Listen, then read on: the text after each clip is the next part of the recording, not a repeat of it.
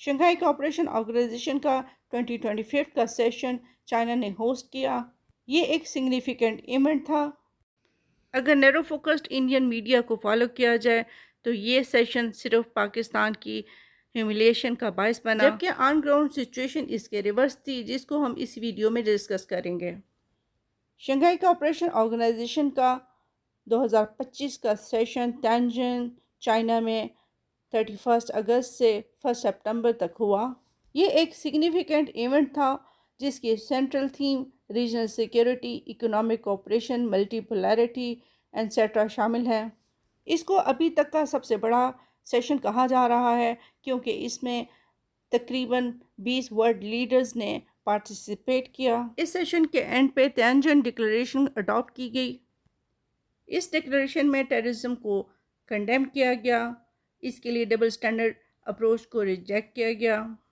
इस कंटेक्स्ट में पहलगाम अटैक के साथ साथ पाकिस्तान में जाफर एक्सप्रेस और खुजदार अटैक्स का भी रेफरेंस इंक्लूडेड था।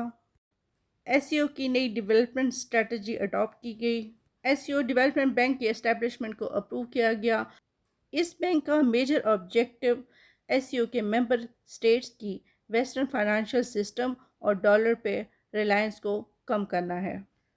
लियास को नए मेंबर के तौर पे एक्सेप्ट किया गया। इस डिक्लेरेशन के अलावा वो मेंबर कंट्री जो इस सेशन को पार्टिसिपेट कर रहे थे उन्होंने साइडलाइंस पे बायलैटरल मीटिंग्स की। इस सेशन के दौरान इंडियन मीडिया ने कॉन्स्टेंटली ये प्रोजेक्ट किया कि पाकिस्तानी डेलीगेशन को मार्जिनलाइज कर दिया गया, आइसोलेट कर दिया गया, उसको प्रोटोकॉल नहीं मिला। जबकि पाकिस्तानी प्राइम मिनिस्टर शहबाज शरीफ प्रेसिडेंट पुतिन को मिलने के लिए उनके पीछे भागते रहे। इंडियन मीडिया ने यह भी प्रोजेक्ट किया कि जॉइंट डिक्लेरेशन में पहलगाम अटैक इंडिया की एक डिप्लोमेटिक विन है। अब हम वन बाय वन इन चीज़ों को काउंटर चेक करेंगे। जब भी एक मल्टीलैटरल इवेंट होता है, डिफरेंट लीडर्स एक दूसरे से डिफरेंट टाइमिंग्स पे मिल रहे होते हैं क्योंकि ये प्रोटोकॉल्स की नॉर्म के अगेंस्ट है। जब दो कंट्रीज़ के लीडर्स आपस में मुलाकात कर रहे होते हैं तो ऐसा नहीं है कि तीसरे कंट्री का लीडर इंटरवीन करे। उन्होंने प्राइम मिनिस्टर शहबाज शरीफ से भी साइडलाइन मीटिंग की। प्रेसिडेंट पुतिन के अलावा प्राइम मिनिस्टर शहबाज शरीफ की दूसरे वर्ल्ड लीडर से भी मुलाकात हुई जो बहुत ही अच्छे मूड में हुई, जिसमें यूएन सेक्रेटरी जनरल, अज़रबैजान के प्रेसिडेंट, तुर्की के प्रेसिडेंट वगैरह शामिल हैं। और जहाँ तक जॉइंट डिक्लेरेशन में पहलगाम के अटैक का रेफरेंस का ताल्लुक़ है तो उसके साथ साथ जाफर एक्सप्रेस का भी रेफरेंस शामिल किया गया है, जिसके लिए पाकिस्तान गवर्नमेंट ने क्लियरली ये इंडिकेट किया है कि उनके पास फॉरेन हैंड्स की इन्वॉल्वमेंट का एविडेंस है। इसके अलावा प्राइम मिनिस्टर शहबाज शरीफ ने अपनी स्टेटमेंट में क्लियरली इंडस वाटर ट्रीटी की वायलेशन का मेंशन किया। एससीओ का सेशन 31 अगस्त को ख़त्म हो गया था, जिसके साथ ही पीएम मोदी अपने मुल्क की तरफ रवाना हो गए।